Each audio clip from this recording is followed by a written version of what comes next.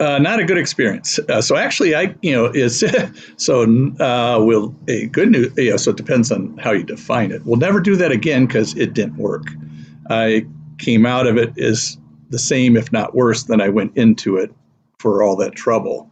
And I think that part of it's my type of myeloma that it hides well.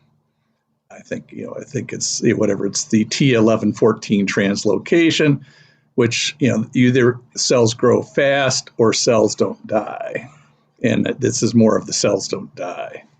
So it's a I know it's still the standard of care. It works, I think, for a vast majority of people, but there is a fraction that you don't really hear about that I think is about 1/5 to 1/4 that it doesn't really do much for. And not a hard statistic on it, but let's say 60% come out better and have a deeper response. There's, a fifth or a fourth of us that it didn't do anything.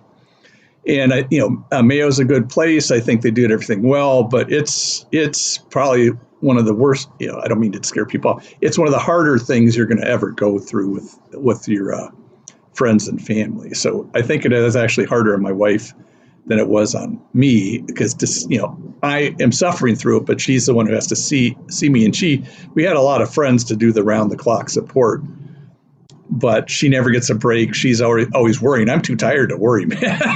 I'm just hanging. I'm just going to hang out, and that's what I am. And she's worrying about what goes on throughout this. So it is a standard treatment. It works for most. Did not work for me, and because it didn't work, even though pretty sure they're not going to do it again.